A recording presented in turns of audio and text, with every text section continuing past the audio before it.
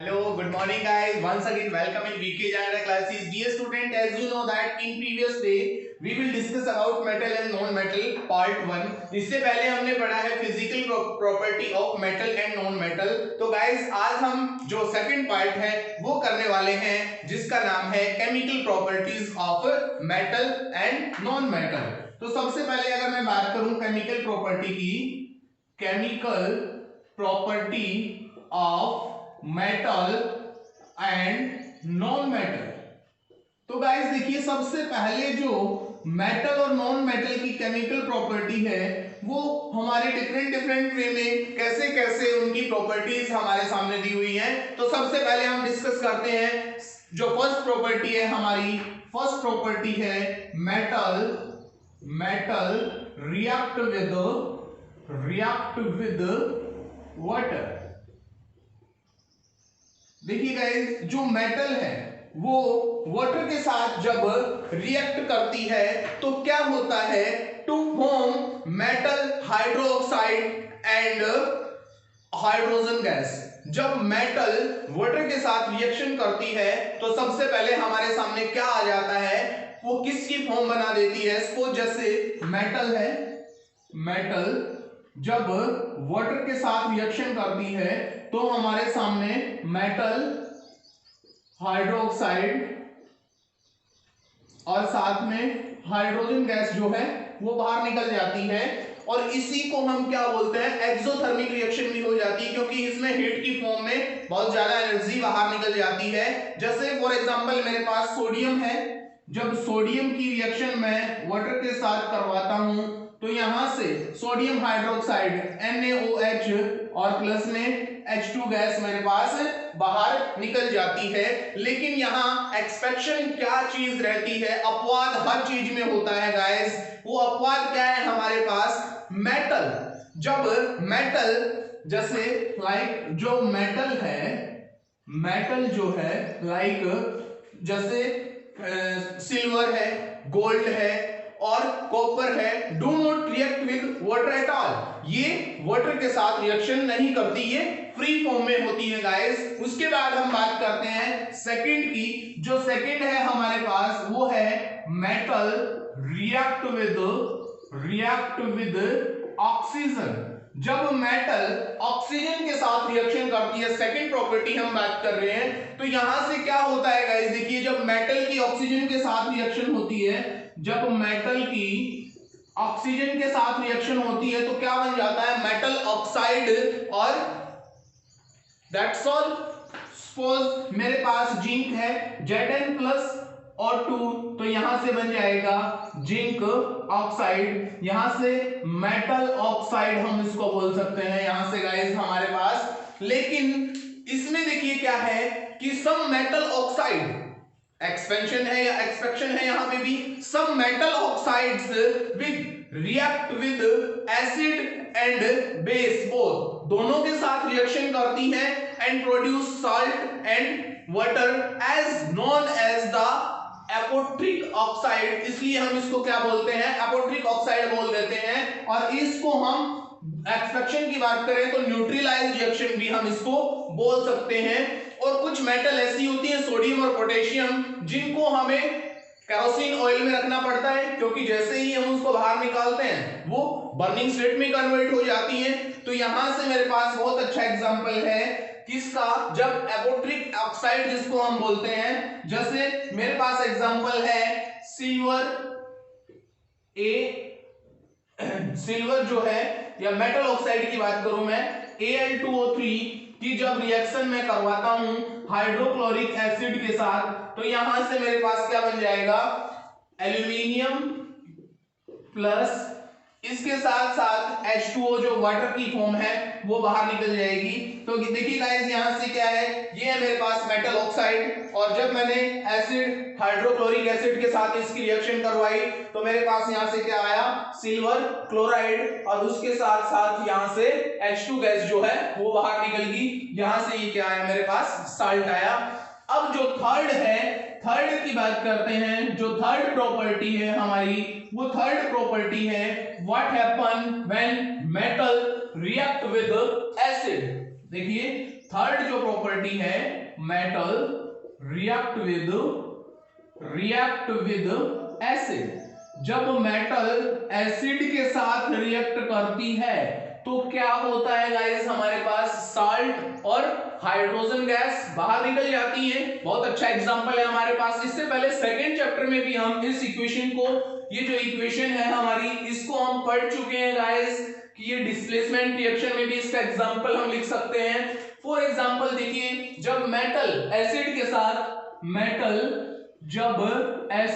साथ रिएक्शन करती है गाइस, तो हमारे पास किसकी फॉर्म बन जाती है, साल्ट और हाइड्रोजन गैस हमारे पास बाहर निकल जाती है। जैसे मेटल, कोई भी हमारे पास मेटल बहुत सारी हैं, किसी का भी एग्जांपल हम ले सकते हैं। जैसे जिंक की रिएक्शन जब मैं हाइड्रोक्लोरिक एसिड के साथ करवाता हूं तो यहां से ZnCl2 प्लस H2 गैस।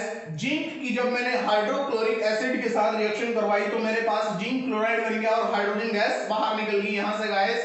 तो Zn क्या है, एक मेटल है, जिंक एसिड हाइड्रोक्लोरिक एसिड है, और ये salt ZnCl2 zinc chloride plus hydrogen gas जो है वो बाहर निकल जाती है। लेकिन एक्सपेक्शन यहां पे भी है क्या, कि when metal react with nitric acid, जब मेटल नाइट्रिक एसिड के साथ रिएक्ट करती है to form salt and water, तो क्या होता है, जब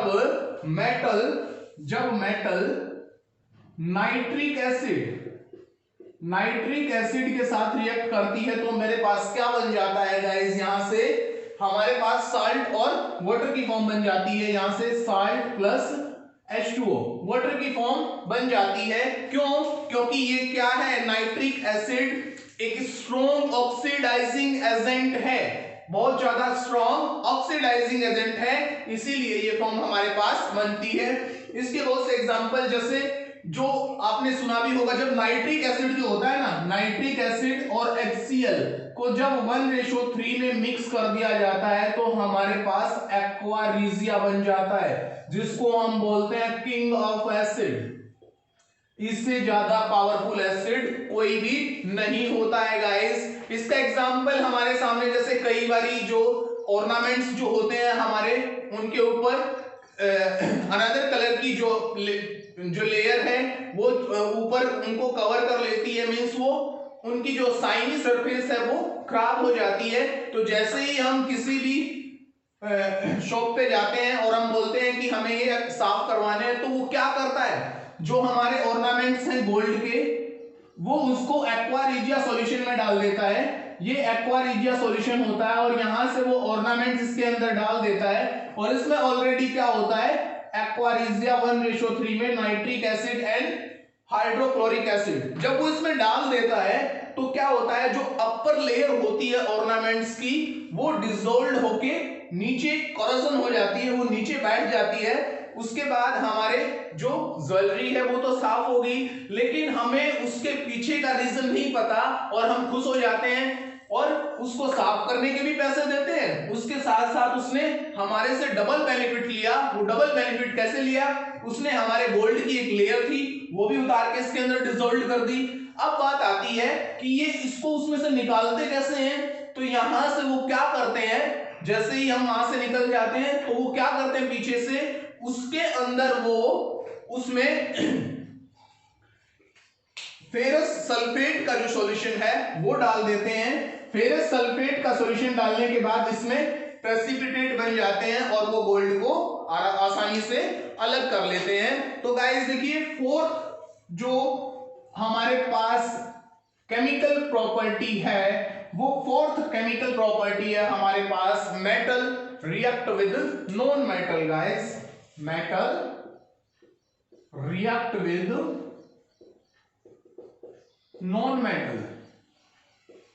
अब ये तो पॉसिबल नहीं है कि जितनी भी मेटल हैं वो सभी आपस में रिएक्शन करती हैं। ये हमारे पास लास्ट एंड फाइनल आज का टॉपिक जो है, फोर्थ जो कैरेक्टरिस्टिक्स है, केमिकल प्रॉपर्टीज है किसकी, मेटल की, उसके बारे में मैं बात कर रहा हूं। तो सबसे पहले गाइस ध्यान रखने वाली बात क्या है कि some metal combined with same non metal to form new compound known as ionic compound. कुछ मेटल नॉन मेटल के साथ मिलके आयनिक कंपाउंड बना देती हैं, जिसको हम क्या बोलते हैं, मेटल और नॉन मेटल की रिएक्शन, और उनको आयनिक कंपाउंड भी बोल देते हैं। इसका बहुत अच्छा एग्जांपल है मेरे पास, सोडियम एक मेटल है प्लस क्लोरीन क्या है, एक नॉन मेटल है, यहां से एक कंपाउंड बनता है NaCl, जिसको सिंपल साल्ट हम बोल देते हैं गाइस।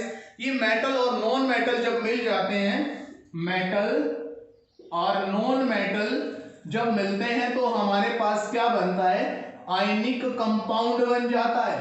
और वो आयनिक कंपाउंड जब बनता है तो उसके फिजिकल प्रॉपर्टी भी होती है। तो सबसे पहली जो फिजिकल प्रॉपर्टी है आयनिक कंपाउंड की, वो क्या होता है, सॉलिड इन नेचर। उनका नेचर कैसा होगा, सॉलिड होगा।